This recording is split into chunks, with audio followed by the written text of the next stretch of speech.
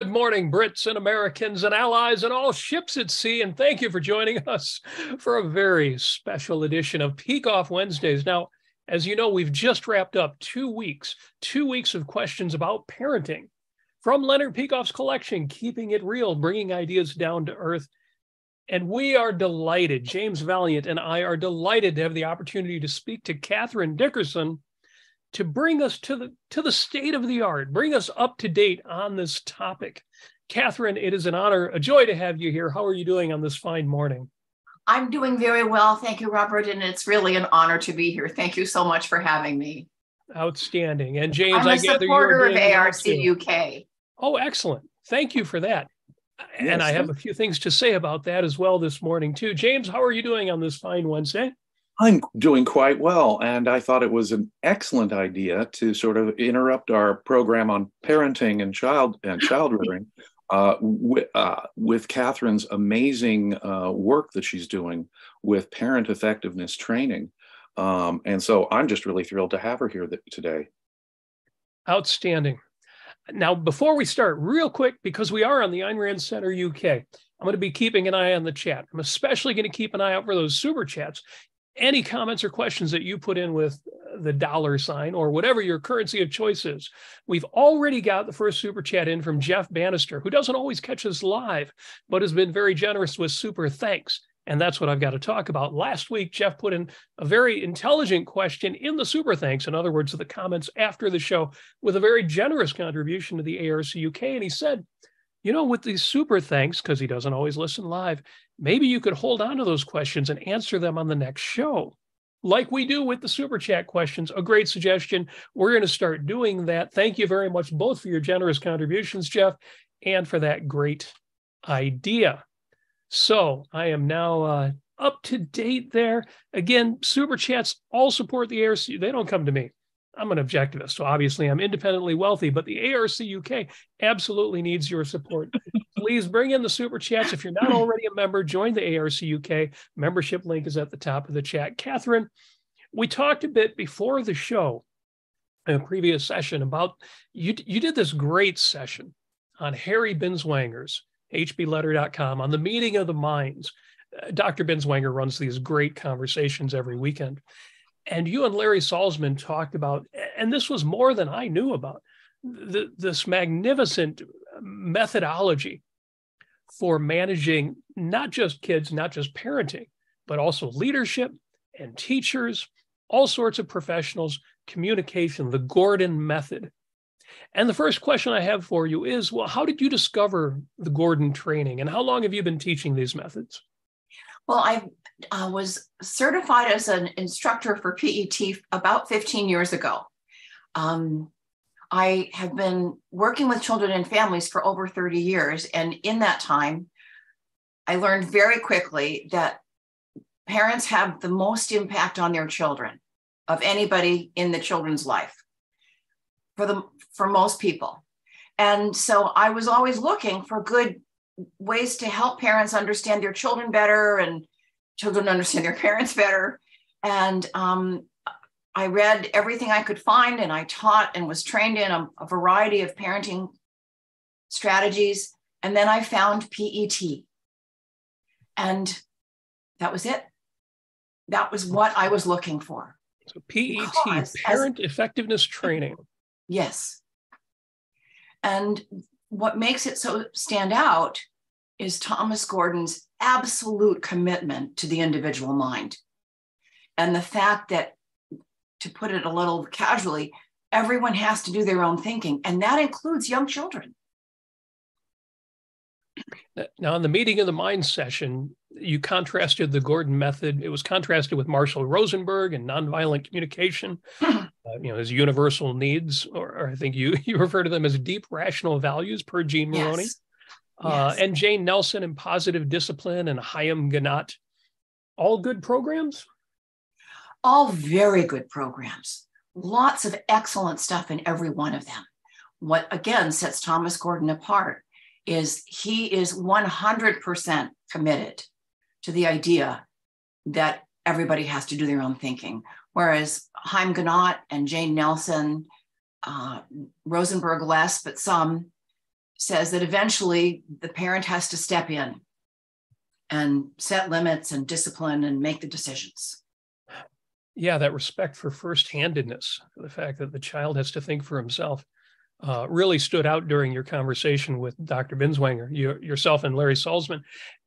And it really brought home to me that this is of interest, not just to parents, but to anybody interested in effective communication. Yes. Yeah. Whenever I teach the course, people come in and go, this is working at work. This is working with my husband and my friends. Right, because it specifically focuses on, well, building on the great Carl Rogers, the psychologist, his idea of active listening, it seems to be focused on asking questions and conflict resolution and getting Jim, I'm going to interrupt you, because when the other person has a problem is when we typically ask a lot of questions. What's the matter? What happened? What did you do? What did he say? Whereas Thomas Gordon says that is a roadblock to communication. And the reason that is because once you start asking questions, you are taking over the thinking. You are deciding what's important to know. And you have an agenda. You want to solve the problem. Whereas this seems to be more based on modeling correct communication for the child. Well, active listening is about reflecting back, very much like a mirror, what you see and hear the child or the other person communicating. So you notice their body language, you listen to their words, and you make your best guess of just reflecting back. No analysis, no suggestions, no directions. It's all about what the other person said. And this is when the other person has a problem, which parents are eager to solve for their children. Okay, I wonder if I could concretize this a little bit. There was a story I told in our previous conversation that your answer to was just so delightful. I want the viewers to have a sample of it. When I was a small child, I don't know, 6, 7 years old, I discovered how to get on our house roof, and much to the distress of Mom. And Mom reacted very negatively, and it left an impression on my mind, the emotional reaction she had.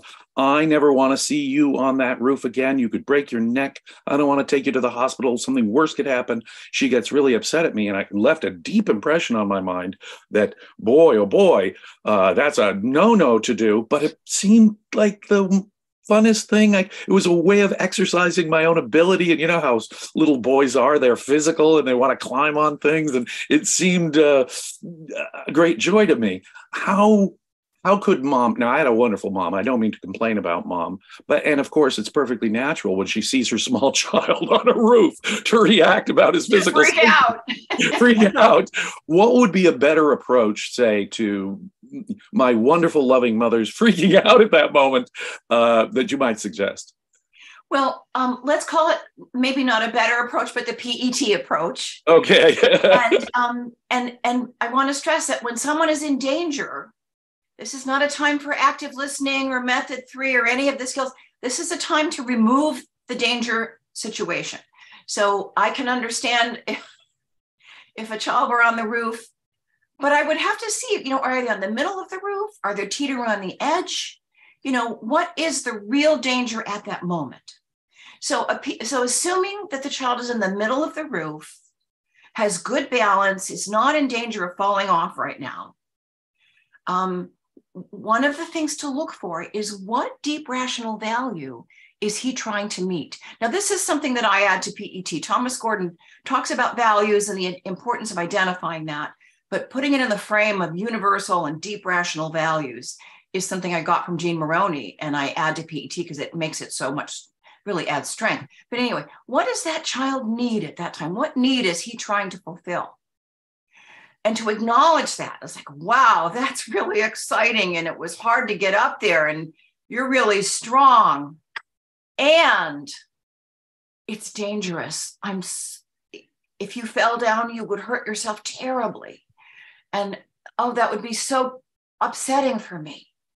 So we need to find a way that you can have excitement and challenge without it being dangerous.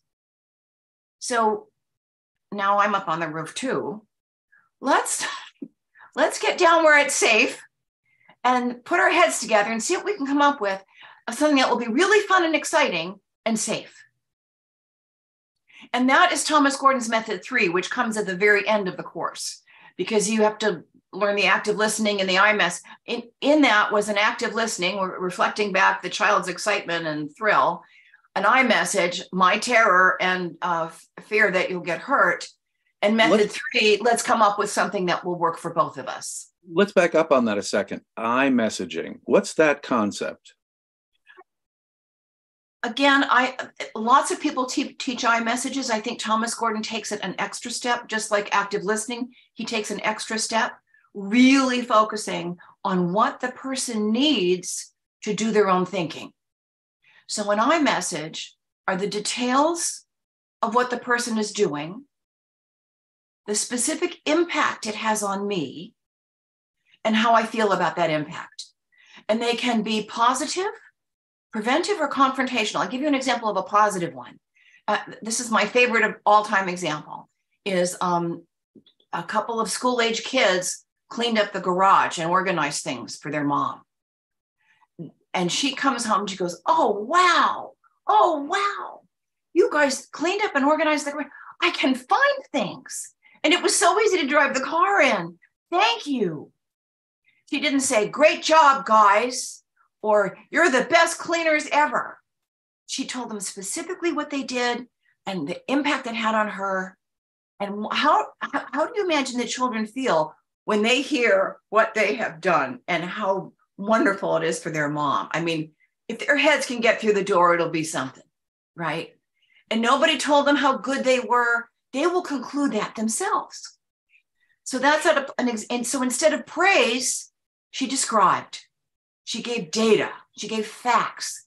And for a child who's struggling with their self-esteem, when you tell them what a good kid they are, they're going, not really, right? Whereas if you tell them that you can find things and you can drive easily into the car, they can't argue with that, right? So the same thing is with a confrontational I message. You give the child specific behavior, the specific things that they did, the specific impact it has on you, and how you feel about it. And the example I gave in Meeting the Minds was a mom standing at the top of the stairs and saw some shoes carelessly left on the stairs for the 1,000th time. And she's only told him 1,000 times. And it was the sweetest email I got from her telling me about it. She goes, Catherine, your voice was in my ear. And instead of yelling at him, get these shoes off of these stairs right now, are you trying to kill me? She said, oh no, I'm standing at the top of the stairs with my arms full of laundry and I see there are shoes on the stairs. I'm so afraid I'm going to fall and hurt myself. And out of the blue comes, don't worry, Mom, I've got it. And he comes running up, he gets his shoes and he puts them in his closet. And she said, then he came down and he gave her a hug and went back to playing. And she said, I felt so much better than if I'd yelled at him. Right. He did too. Right. So by concretizing and giving it the specific reality of what the value is or the disvalue or danger is, whether it's a positive or a negative communication, by giving it the concrete reality, connecting it to your values, the child's values, you're actually giving substance to whether it's a positive communication or a negative communication, which makes it so much more solid than some sort of vague evaluation. Good boy or good girl. Right. Exactly. And, and this is an example in How to Talk So Kids Will Listen, another really good book. Well, not really. I just hit my sister 10 minutes ago, So your evaluation is not helpful. It's helping them. Like when I was a Montessori teacher, 2 little toddlers moved a table across the room. And I said, did you guys move that heavy table all the way across the room? One little boy goes, strong. Now, if I had told him how strong he was, that would not have had nearly the impact on his self-evaluation. Right. So yes, it really promotes first-handedness. And yet it's so often the parental instinct, even the teacher instinct sometimes, to just jump to the conclusion and only give them their evaluative conclusion, which really, as you say, really isn't helpful.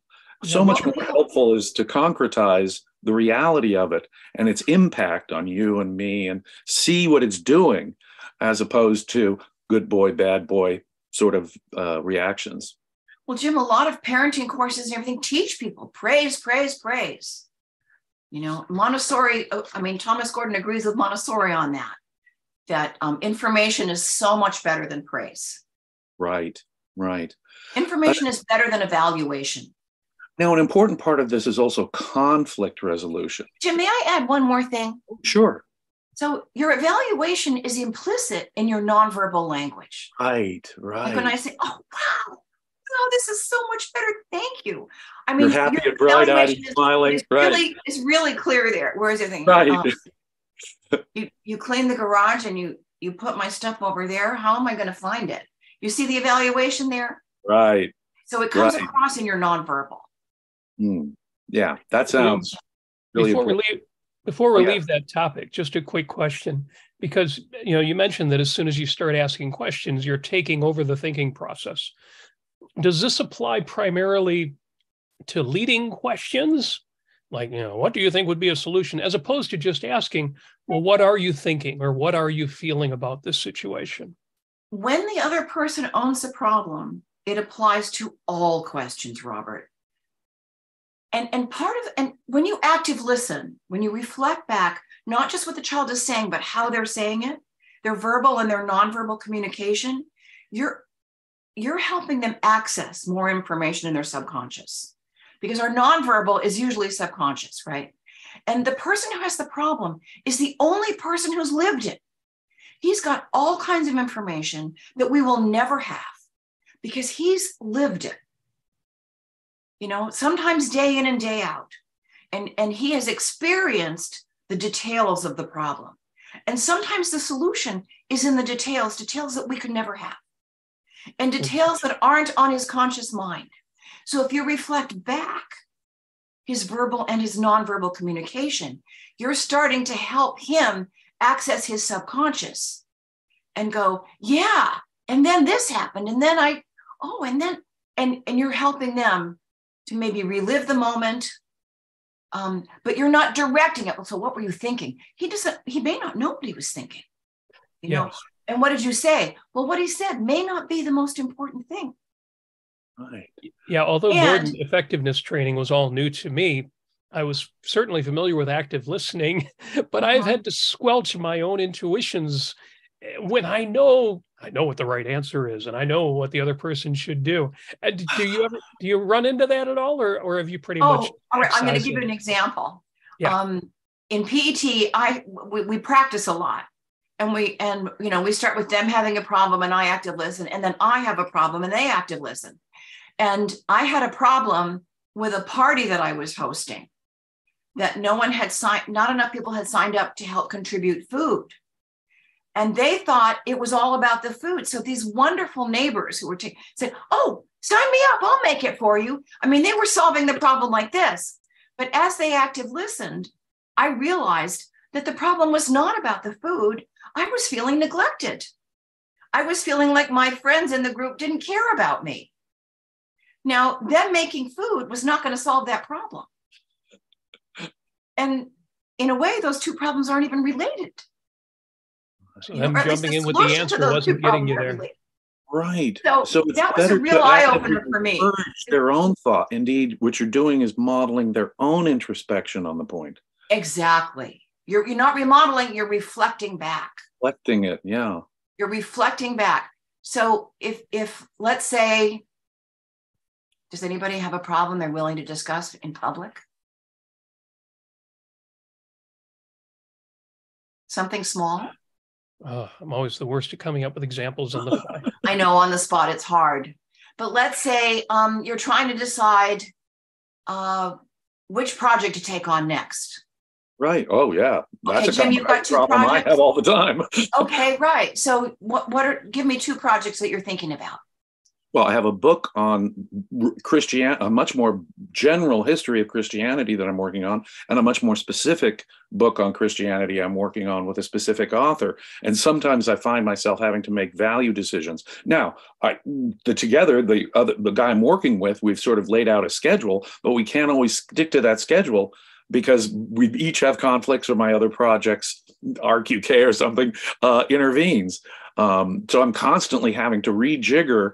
We had a good agreement, it's rational, we have a good plan, but we're constantly having to rejigger that what project do I work on, and how can I best employ this time, and how can we best work together? So it sounds like it's a real challenge and sometimes a little unsettling having to rejuggle constantly. Oh, yes, very much so.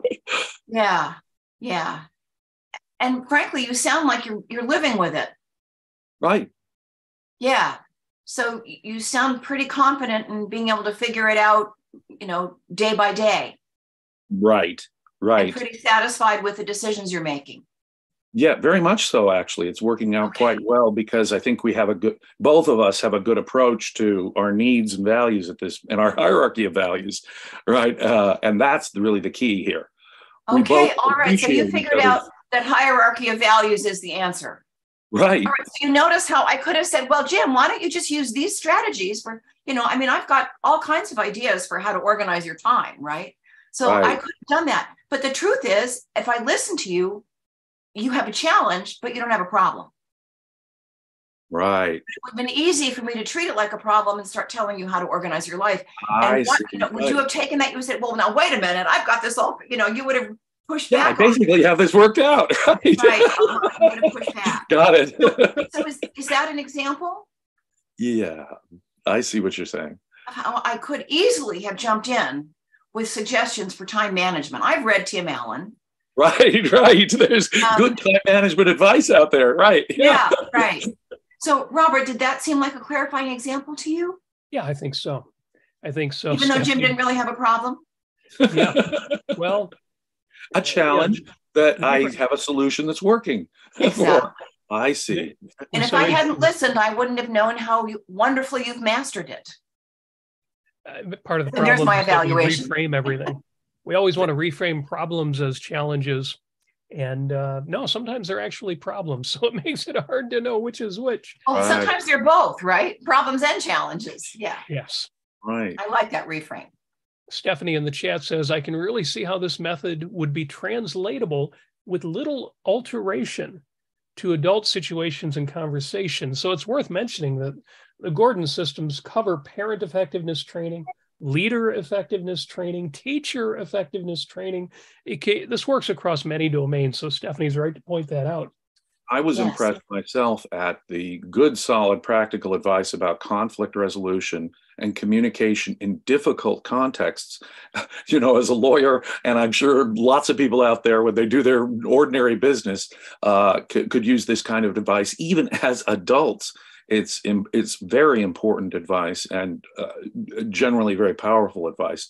So it's had a wonderful impact on my marriage. There you go. Yeah, right. Well, it's really broadly applicable. In that context, I've got to say that, you've stated it's an almost universal fact that parents actually want to know what's going on in their child's mind. Oh my. And that children want to share what's on their minds. And I'm thinking that must make each person feel really visible, really seen. And so do you get a lot of surprises or do you get a lot of breakthroughs? I can imagine tears over this in some cases. Oh, well, I agree that, and this is something I think a point that Jim made the other day, is that people are really, really hungry for visibility. They want to be seen. I think of it as, we want our goodness to be seen, right? And, I think Thomas Gordon thinks that all children are basically good. And want to be good. And I think that's absolutely true. You have to learn otherwise. I think children really want to be good. They want to be close to their parents. They want to be understood and accepted by their parents. And the only way you can really do that is to respect their individual mind, which means giving them the time and space and information they need and guidance they need to do their own thinking. Now, children have to learn how to think. We model that all the time. With young children, I do a lot of modeling. This isn't exactly to your point. I will get there, Robert. But I gave the example the other day of the child. Every Montessori teacher has the child who just doesn't want to do anything. There's nothing he wants to do in the classroom. And he's guaranteed to disrupt other people's work. Guaranteed. Because children can't do nothing. They've got to be doing something all the time. Their minds are just too active to turn off. So we I don't say, well, why don't you try this? Well, you like doing this. I say, oh, I know you love, this, that. I say, so I want to reflect back. Today it's kind of hard to find something that looks interesting. Let's just take a walk around the classroom and see what we see. And then again, I'm not going to go, oh, there's the movable alphabet. Oh, red rod's here. I'm just going to say, okay, let's see. We've got this. Because I'm going to take him to stuff that he already knows. He doesn't need me to tell him about him. He knows it already. And if, for instance, I see him looking away and not walking and not paying attention with me, but looking, I'm going to look, what's he looking at? What's he interested in? This is what I'm trying to discover, right? And if he sees another child doing some other work in a Montessori classroom, children are allowed to respectfully observe a child doing their work. You have to give them space. That's what the rug is for, the mat. You have to give them space, and you can't interrupt. You can't join in unless you're invited, right? You have to, and most of the kids will hold their hands because they so want to get in there, right? Or many kids will do that. And if that's what he wants to do, that's fine with me. And often what happens is the child who's working on it will put it back on the shelf, and the child who's observing will be right there, and he'll take it right away and do it himself. All I want is to engage that child's interest in something constructive. That's all I want. I don't want to tell him what to do. And as you observed, most Montessori schools, and certainly good schools, have stuff that will engage. There'll be something that will engage the young mind. The richness of a Montessori classroom and the knowledge that goes into choosing the materials, the understanding of child development is very deep. Montessori was really a brilliant. So you've really integrated several. You've sort of integrated Jean's psychological insights with your own psychology, some objectivism, but then you've really made this your own with your own Montessori experience and so forth. Yes, but the example of PET reflecting back that it's a child's having a hard time, and then giving him the information he needs to do his own thinking, that I really got from PET. That is not specifically taught in Montessori. No, I mean, Montessori teachers who have taken this training have noticed a difference in their classroom afterward. Wow. Yeah. Very interesting. I wish I'd had it before I was teaching. I see. Another aspect of this is conflict resolution. Sometimes kids will get in conflict with one another or get in conflict with their teacher or their parent. What kind of advice, what kind of constructive advice about communication does this provide us? Well, so again, they need information. So let's say it's two kids wrestling with something, right? Let's say it's a book. Two kids are wrestling with a book. And they're obviously not thinking because they're now kind of physical and escalated a little bit. I try to listen for that edge in the voice and step in then before things get physical. That's when, people think children think parents and teachers have ears in the back, eyes in the back of their head. What they have are ears listening for the edge in the conversation. When the voices get a little edgy, that's the time to step in. Early intervention is always better. But anyway, let's say they've gotten to the wrestling over the book. I'm going to come over and I'm going to hold the book steady. I'm not going to teach them to grab. I'm just going to hold the book steady so nobody can really do anything with it. And I'm going to describe what I see. Wow, two girls want the same book.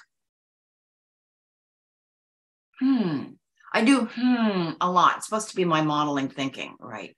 But it definitely slows things down, right? I had it first. She's taking it from me. I never get a turn. Okay, so you had it first, and you're worried you won't get a turn, and you both want to read it now. I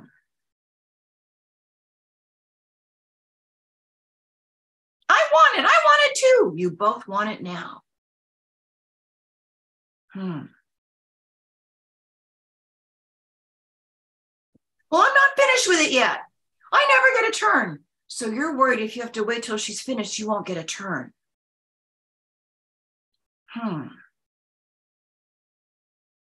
Well, I'm almost finished. So you're close to being finished. It won't be long before you're finished. No, I just have a few pages left. Oh.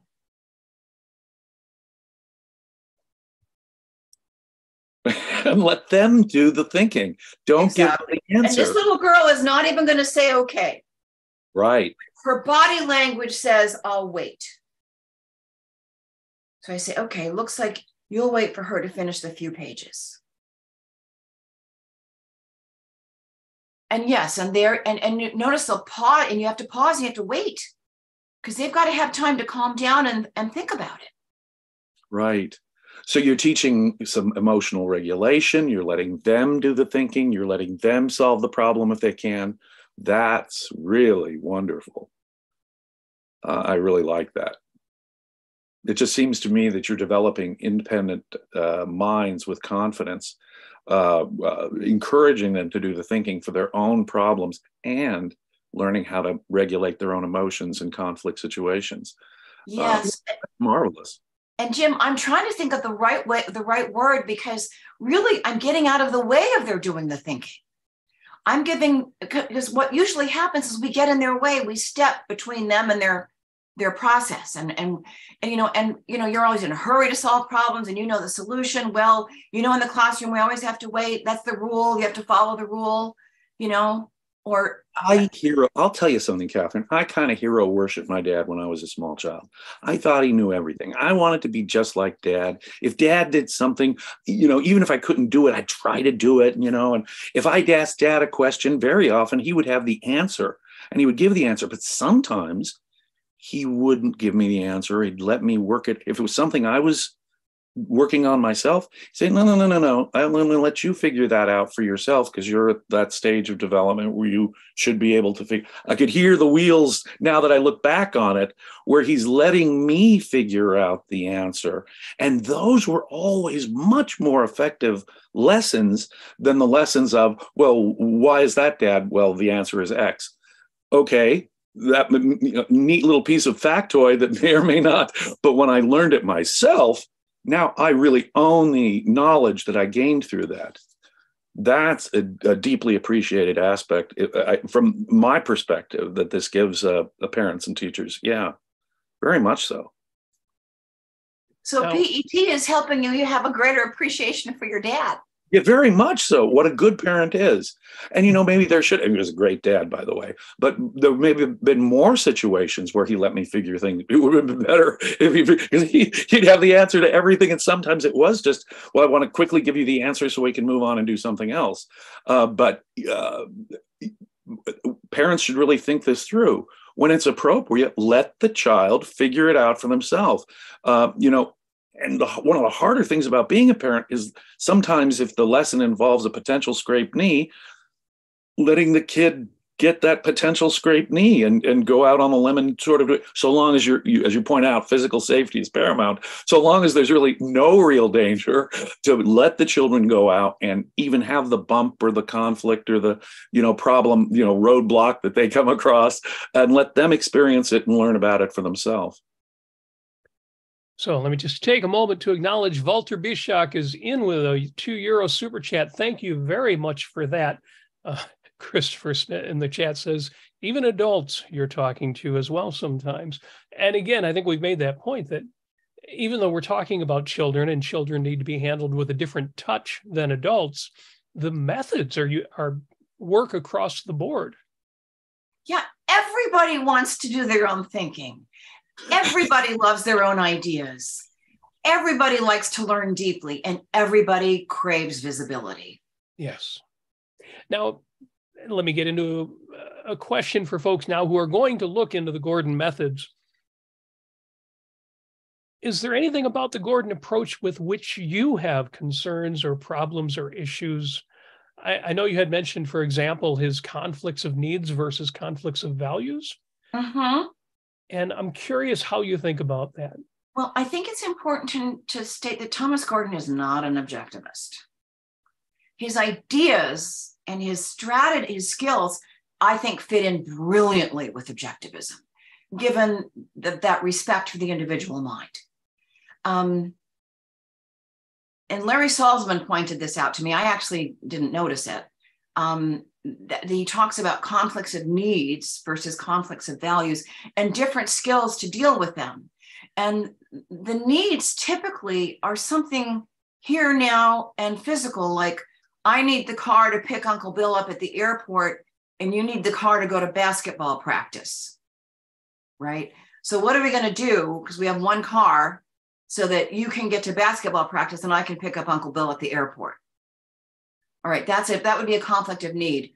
And what Thomas Gordon talks about as the conflict of values is typically something more abstract, like,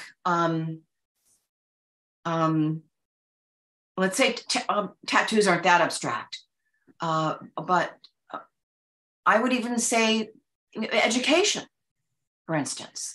Like for a parent to talk about how important they think education is to a child who wants to leave high school, perhaps, right? And the defining characteristic for Thomas Gordon is a conflict of values is something where you can do what you need to do, even though the other person is doing something that you don't agree with. Religion would come under that. That would be a conflict of values for Thomas Gordon. So, and you did use different strategies. The conflict of needs, everybody needs to get their needs met. But with the conflict of values, you may not agree on the values. And he talks about, for a parent, getting hired as a consultant to the child. And we're typically talking about teenagers here. Getting hired as a consultant, where you can give them real, honest information, not your emotional bias, not what you want them to agree with, but real, honest. So you have to do some research, information. Drugs come to mind, recreational drugs. Give them real, honest research about the pros and cons so that your child can make a more informed decision. Video games come to mind on this. Yeah, that's a fascinating perspective, the idea that let me step away for a moment and think, well, if I was not this person's parent, but was just giving them my own honest, best understanding, what would I be saying instead? And you have to remember that at a certain age, and pretty young, children can do what they want to do when you're not there, and they will. And you cannot control what your child does all the time. So the more you involve them in evaluating the pros and cons of something that they're thinking about doing or choosing to do, the more impact your input will have. Whereas if you try to control it, you just can't. And I work with a number of parents. You're almost giving the kid a challenge. You're absolutely right. I work with a number of parents whose kids are using online at their own peril. Right. And at their own damaging their own health. And it's only going to be very dangerous. Yeah. It's amazing how resourceful these teenagers are. Parents turn off everything. And these teenagers still manage to get on. And you both brought up a real important issue here. Very frequently parents will report that their preteen or their teen has entered a stage where they're withdrawing from their previous kind of open communication with mom and dad. Mm-hmm. And this sounds to me like it has a lot of benefits in terms of encouraging continued ongoing communication, even as the child is developing their own sense of independence. And it's an important psychological step.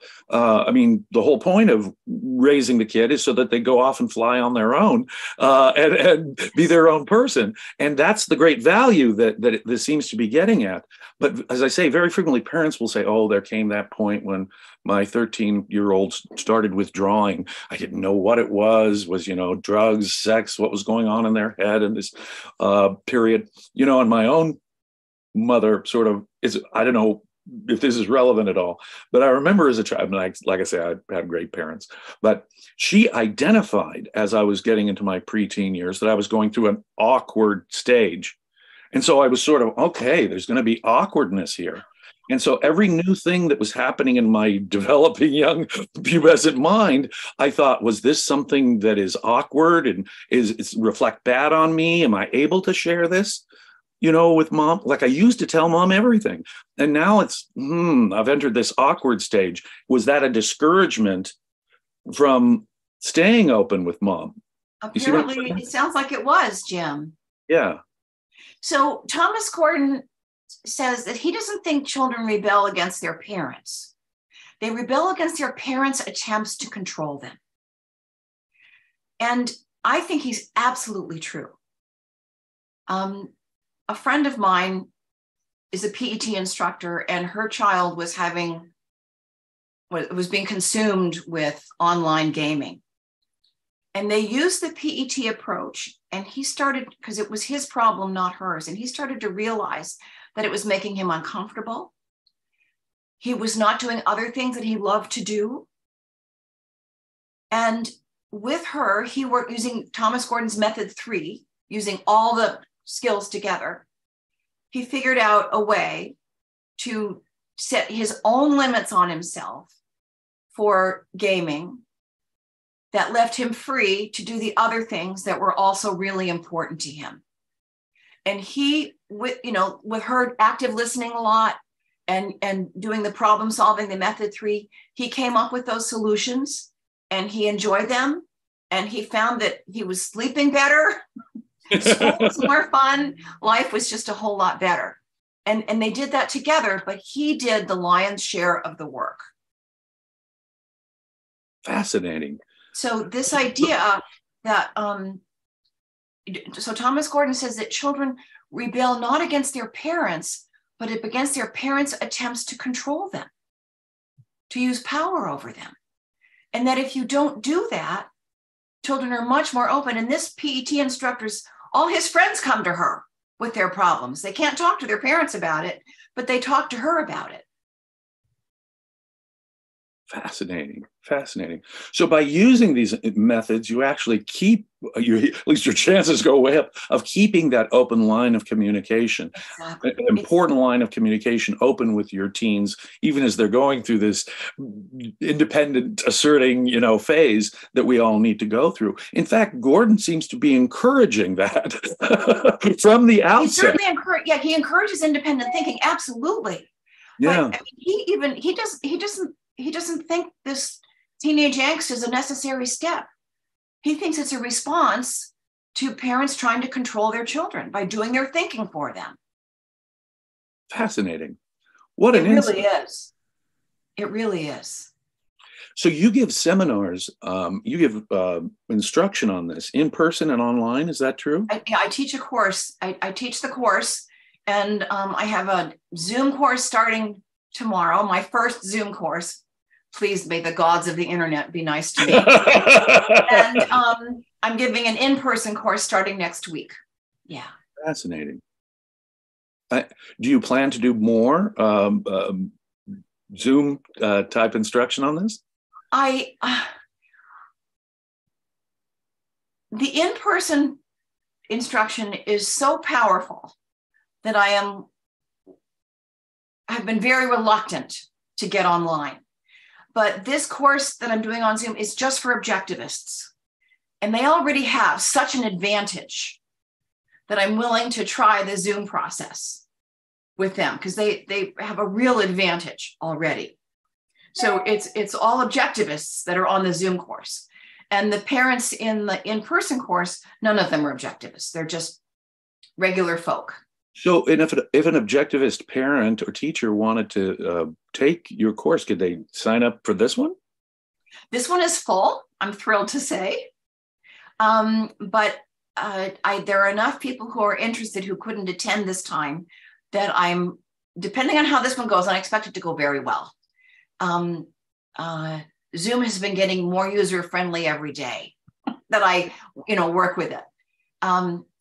That I would love to give another course. I would love to make this available to objectivists because I think combined with it, it's a great application of objectivism to child rearing. So if there are objectivists listening who would like to take your next course, how could they best get in contact with you? My email address is cedickerson1@gmail.com. That's CE. Maybe I should put that in the chat. Let's definitely do that for sure. I'm sure Daniel will help us on that. And I'm sure that there'll be objectivists who appreciate that. Yeah, I certainly hope that the Zoom course, which, as you say, is objectivist only, which is why it's great to be talking about this on the Ayn Rand Center UK channel. I hope that that goes so well that, yes, you decide to do more of these. And again, even if it's strictly an objectivist audience, you've got, who could be more receptive, who could be better able to put these ideas into practice than those who understand. People need to think for themselves firsthand. And that's the bottom line for PET. You're supporting children's ability to think for themselves. You're modeling it. You're giving them time and space. You're giving them information, but you're not always giving them conclusions. And there is an area in the very end of the course where you share your conclusions with your children. Not when they have a problem, but when it's called the no problem area, where everybody's doing great. And that's a time where you can really share information. But when someone else has a problem, they are the expert, even if they don't know it, and even if they don't personally know how to access the information. The active listening really helps you access information.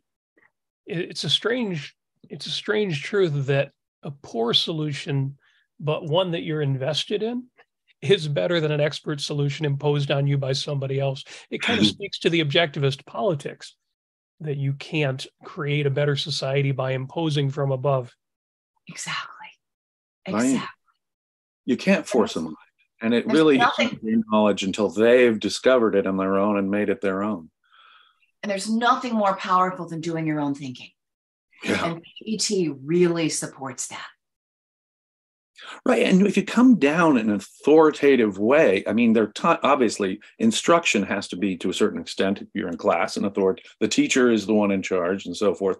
But when it comes to this kind of communication, when it comes to, interacting, when it comes to problem solving, conflict resolution, questions that are occurring in their own minds, this is a far better approach because you're actually encouraging them, modeling, encouraging the kind of independent thought that it's all about. Whereas if you come down in an authoritative way, this is the way I expect you to do it, this is the way it's got to be done, it's far less effective. And in fact, you're telling them, you couldn't figure this out. Your mind isn't good enough. You just take orders because you're just basically a pawn. And what we're modeling in that case is them just being sheeps, being directed, as opposed to being a bully.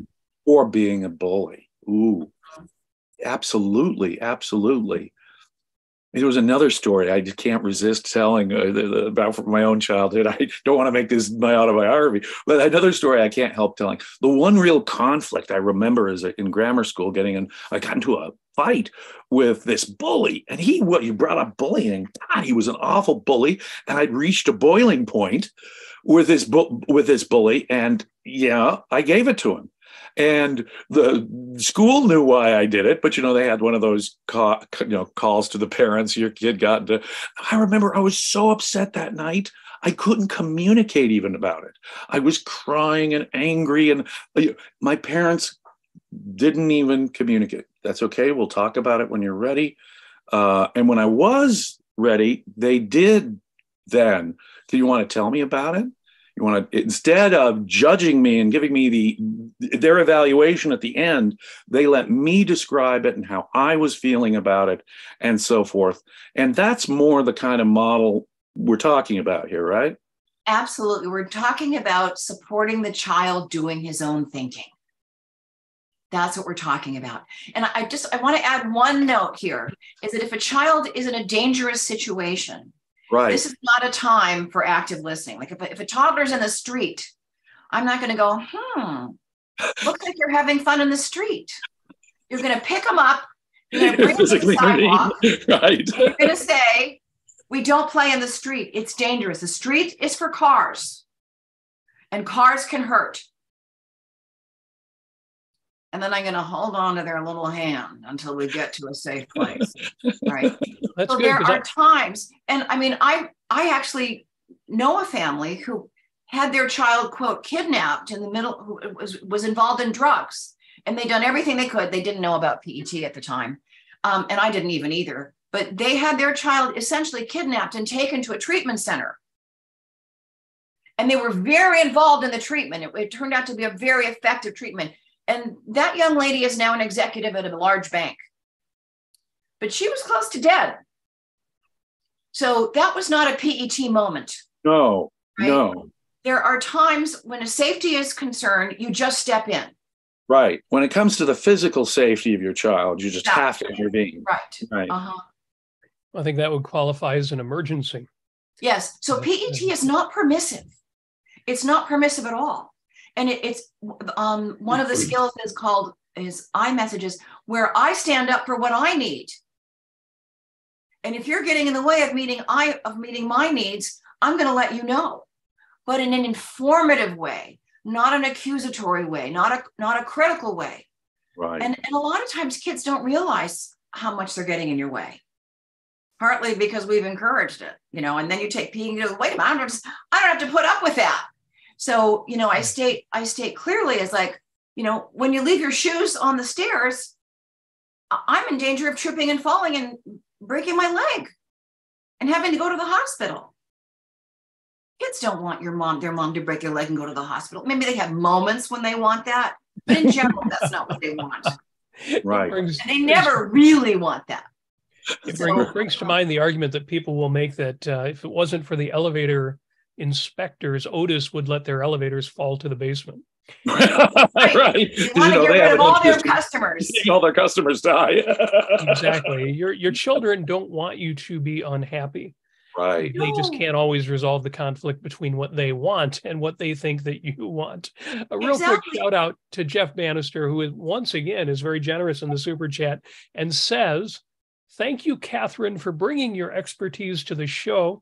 Jeff says, "I don't have kids, but this obviously can apply to my listening to my young nephews." Jeff, you're absolutely right. But what I'm loving too is this applies to everybody. Thank you, Jeff. Yeah, the principles here really are broadly applied, and Gordon does apply it to adult contexts. Absolutely. That's what LET is about. Yeah. Right. Leadership. Yeah. There's so much, when you look into this material, you'll find there's so much here on leadership, being an effective leader, being an effective communicator, things that Jeff, you're absolutely right. Of course, obviously, with my own nieces and nephews, I feel the same way, but it's even broader than that. It's learning how to effectively communicate in many other different kinds of contexts as well. Yes, obviously, children are a special case, but yeah. I sat in on Larry Salzman Leader Effectiveness Training Program at the Pacific Legal Foundation. And it's a very different audience from parents. Right, it's lawyers and stuff.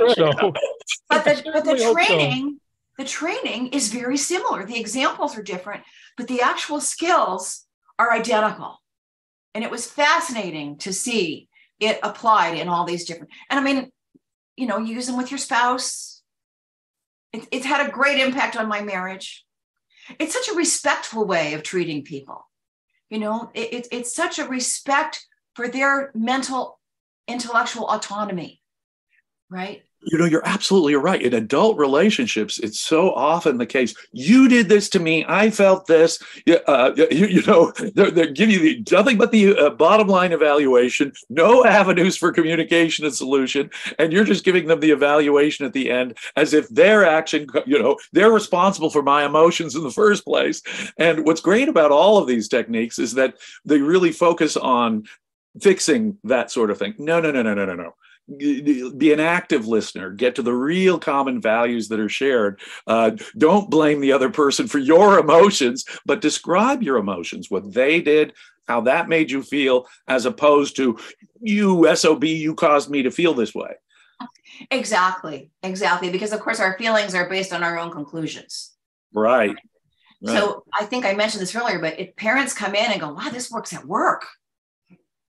I'm using this at work and it's working great. So yeah, it's for everybody.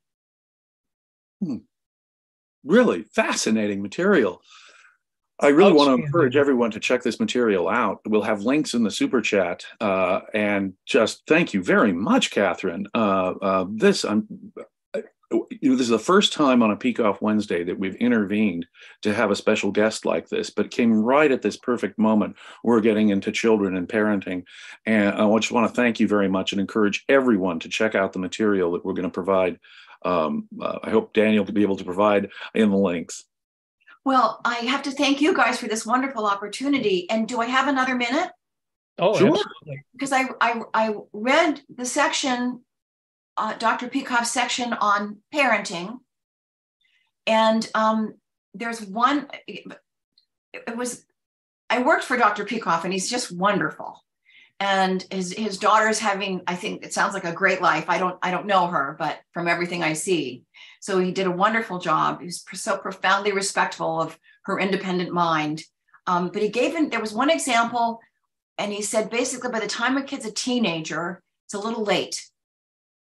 And I want to say it's never too late. It is never too late to reach out to a person's independent mind and their rational process. And Thomas Gordon actually originally developed this working with teenagers. I often tell the story of a young boy, a teenager who came into my office. This was many years ago. And he comes in, turns his back to me and goes, "I don't talk to therapists." I was about his fifth therapist, and I had just taken the PET course. It was my first day of work after the course. I'm in kind of a panic, and I go, "Boy, you're really pissed about being here." And he goes, "Yeah, I don't talk to therapists." So I just active listened. And by the end of the hour, I had to interrupt him. And he said, "But I haven't told you about my girlfriend yet."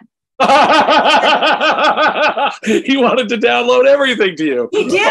He did. He was desperate to talk to somebody. Just desperate.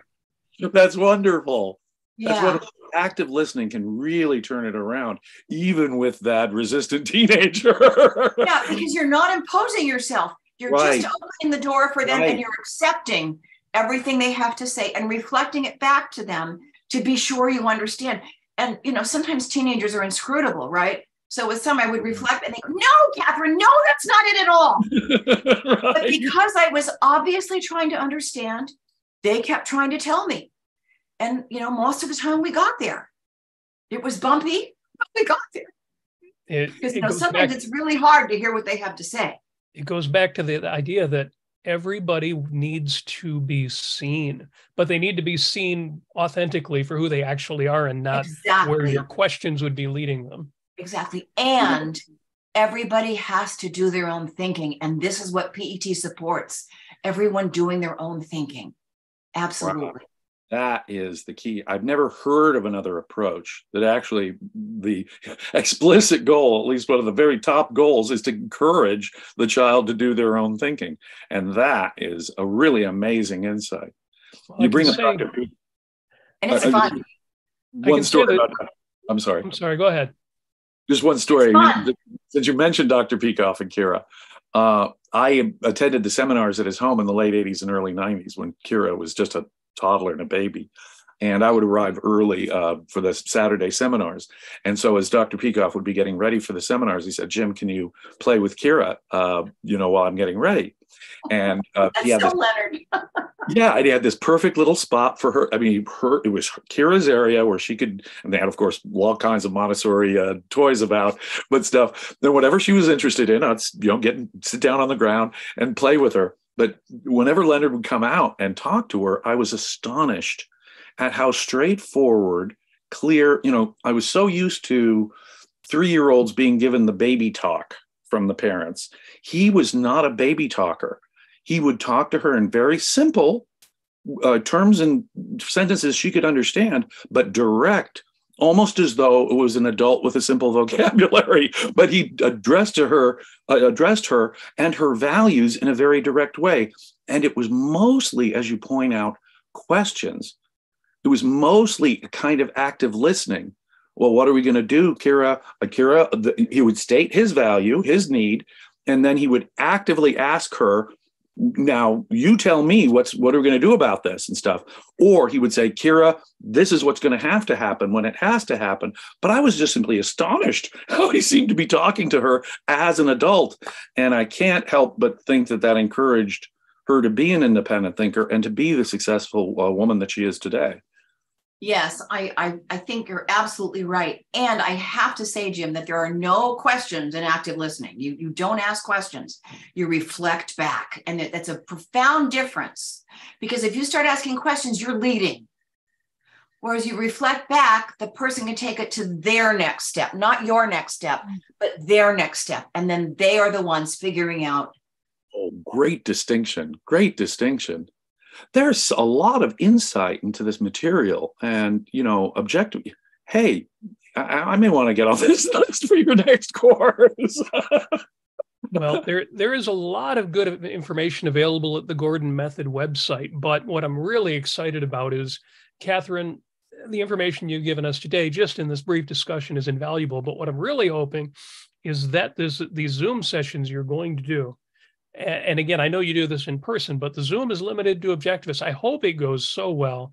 I know it's going to go well, but I hope it goes so well that, yes, you do decide to do more of these for the folks, because you sold this one out, which I love. I am so looking forward to that.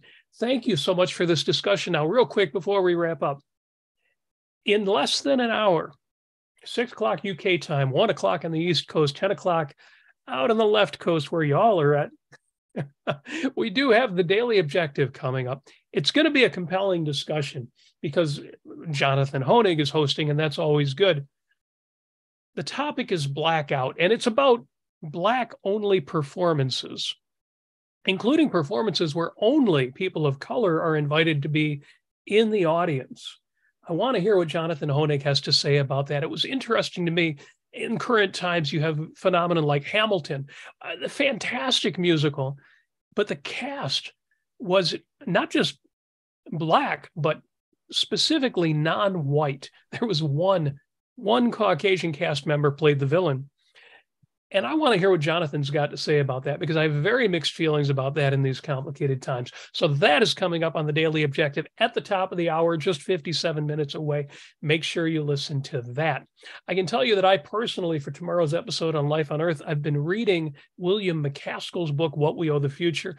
I think I've got something interesting to say about that as well. But before we wrap up, Catherine, I've got to say thank you so much for this. Between your meeting of the minds, if anybody's on HBL and didn't hear that session, give it a listen. If you're not on the Harry Binswanger list, hbletter.com, consider signing up. But also the discussion we had earlier and this discussion today, Catherine, invaluable to our listeners. Great comments in the chat. I think people realize just how powerful these ideas are for people with kids, but really for any human relationships. Yes, Truly. and thank you so much for having me. It's brilliant. It really is. I'm so glad I found it. And I give all credit to Thomas Gordon and Objectivism, because putting them together makes it even more powerful. Well, you have proven a powerful spokesperson for both, and we really appreciate it. And thank you so much to everybody listening. We will do this again. I wish we would do an interview again next week, but we will have another session next Wednesday. Peikoff Wednesdays picks up at 11 a.m. Eastern Time, 8 in the morning on the West Coast, wherever that is around the world that you are. Thank you for joining us. Thank you, James Valliant. As always, outstanding insights. Thank you, Catherine Dickerson. Thanks for this wonderful opportunity. I really appreciate it. And an outstanding day to everybody. Have a great day.